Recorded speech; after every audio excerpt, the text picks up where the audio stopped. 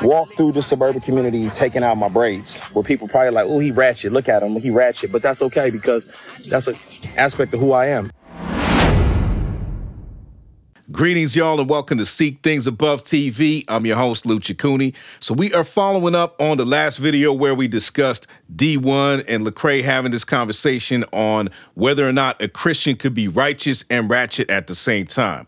So last time, what we did not do is play anything from Lecrae. So we're going to actually start with playing a clip of the conversation or the video that he posted in regards to this. And then we're going to dive into looking at what is now available on his website, because this is just proof that he has doubled down on this whole ideology, and he is not backing down from any criticism or any critiques or any correction on this whatsoever. So let's go ahead and start off with this video from Lecrae, this clip, and then we'll come back on the other side and discuss this. You be ratchet and righteous. And I thought, what a great time to address this as I'm on my walk through the suburban community taking out my braids, where people probably like, oh, he ratchet, look at him, he ratchet. But that's okay, because that's an aspect of who I am. You know, ratchetness comes from disenfranchised communities. It's a part of the culture that we are raised in. And there's some aspects of it that are redeemable, some aspects we got to let go. Maybe you talk loud in public. Maybe you got a mouth full of gold. Maybe you pat your hair. Those are not sinful qualities or things that you got to let go of. You know, screaming on your kids, cussing people out. Yeah, okay, we gotta let that go. Even God would say let that go. But, you know, man, embrace, you know, what makes you you. And that's what makes you uniquely you. I wouldn't be rapping if it wasn't for some aspect of a ratchet culture. Hip hop, let's not trash the community. Let's not tear down the community for some of the actions that don't fit the broader, you know, society, that they may be a little unorthodox. I'm sure they call Jesus ratchet. You know, he came from Nazareth. So that is the post from Lecrae that Dee-1 had responded to in the previous video. So we're not going to dive too much into it because we've already discussed that. But you can see that somehow he has this resistance towards letting go of the term ratchet, and he feels like it is something that we should be able to hold on to as Christians. So let's dive into his IG page. Let's take a look at that and see what is going on there now, because this is where I think we start to see the fact that he has basically just decided to double down on all of this, and he is not letting go of this issue. He's not letting go whatsoever. This video right here, where this was some sort of promo, and this was immediately in response to the whole conversation. And he says here, slang is more than just words. Matter of fact, I'm going to go ahead and make this a little bit bigger so we can see this. So it says, slang is more than just words. It's a powerful expression of our unique culture. When my friends and I use the term ratchet, we're embracing aspects of our identity that may seem unconventional or frowned upon. Whether you come from a small town or background that others might judge, remember this: being true to who you were made to be is what truly matters. So this was the post right here, and you can see that there's some sort of video going on, and what happens is at the end of all this is there's a reveal that he has some new t-shirts out.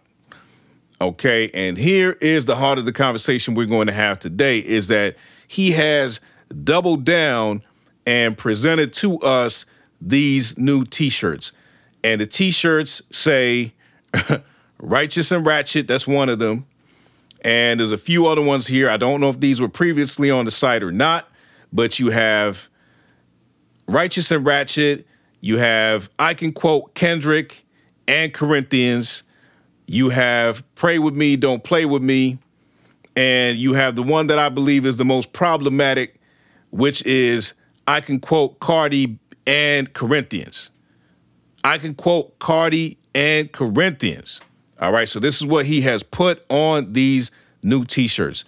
So let's actually hop on over to the website and get a better look at these and what's going on over here. Yes, and these are all part of the same collection, the Righteous and Ratchet collection. So this is highly problematic.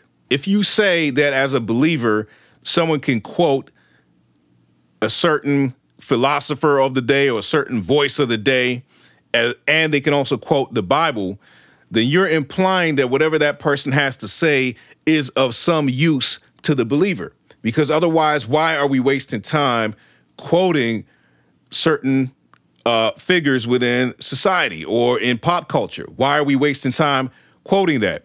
We would only want to be doing that if it was something that fell into the category of, okay, this is permissible, right? But it's not helpful. You know, all things are lawful, but not all things are helpful. If it falls into that, then we might be able to say, okay, I can see why you could say this is useful to me. There's something that I can glean from this that could be useful to my Christian walk, or to at least help me think through certain things, right? So that could be a reason why we quote somebody. Now, what would I want to quote as a believer from Cardi? When you think about it, what has Cardi B's body of work consisted of? Well, let's just talk about some of her most popular songs. Let's talk about WAP, for instance, okay? Why would I be endorsing or promoting that Christians should quote lines from WAP and then on Sunday morning quote Corinthians, 1st or 2nd Corinthians? Why in the world would you promote that? That is you promoting sinful ideologies. There's just no other way to cut it. If you are telling and endorsing and promoting believers to quote Cardi B, you are endorsing sinful ideologies. You 100% are doing that. Now, some might want to argue that Kendrick has done some good work, that he has, you know, dropped some wisdom, some knowledge, and this, that, and the third. But again, at the heart of it, at the end of it, is it necessary for me as a Christian to quote Kendrick Lamar on anything? It is not necessary. I can appreciate his talent. I can appreciate his originality. I can appreciate him being somebody who is prominent in hip hop, and he has a voice that is different from other people, which in this day and age is to be applauded because a lot of stuff just sounds the same. So I can appreciate those things. But then as a leader, telling 2.2 million followers, who a vast majority are supposed to be believers, that they should quote, or that wearing these shirts is okay. So you're obviously promoting the idea, telling a Christian that, hey, you can rock a shirt that says, I can quote Kendrick and Corinthians, and that this is a good thing for them, is just crazy. It's one thing to say you want to be in touch with what's going on in the culture so that you can keep your finger on the pulse of the culture. This is something that people used to say earlier on in CHH. I remember that being a thing where it's like, you know what, I want to know what's going on in the culture. I want to be aware of things so that I could maybe conversate with people and be relate to them on a certain level where I'm aware of the things that are important to them. And that's one thing, but this is different. This is promoting that believers should be immersed in the culture, that they should be immersed in the culture. They should be fully embracing ideologies and habits and patterns and things that are sinful. You are actually promoting that at this point. And once somebody is immersed in that culture, what is obviously going to be the next step, man? If they're not clinging to Christ, they're going to be consumed by that culture. So let's take a look at this comment right here. So someone said, IDK about this. Should we be quoting Kendrick? So if people, quote unquote, play with us, are we going to act how some may perceive the word ratchet? This just gives me double-minded vibes. As much as I love you and your music, bro, I def see what Dee was saying when it comes to this. All in love. Peace. So what I think we're witnessing now is the fruit of Lecrae deciding to dive into the world and be a Christian voice in the world. And along the way, we can see how certain things digressed, and his stances that were once bold seem to soften because of that. And a combination of him pushing back against what he deemed to be a whitewashing of Christianity, or a quote unquote colonization of the faith, and things pertaining to that discussion.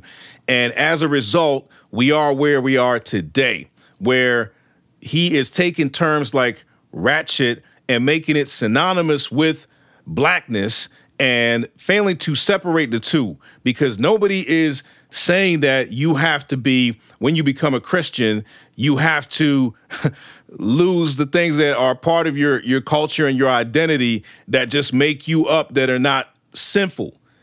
Nobody is saying that you have to give up the things that are not sinful, but somehow he believes that when people say, or people push back against this idea of, no, we cannot be ratchet, he is really hearing in his mind, what it appears to be that he's hearing in his mind, that we're saying that you have to push back, we're pushing back against blackness. This is the fruit of Lecrae being protective of his ethnic identity, and as a result, it has actually led to, I'm sorry to say it, it has led to a level of idolatry. So there is an idolatry of blackness going on, and this is what is causing him to, as he tries to protect the blackness, say that we can quote people like Kendrick, we can quote Cardi B, we can be righteous, we can be ratchet, we can mix all these things together because these are part of blackness, part of black culture, and we should not have to do away with those things in order to be Christian.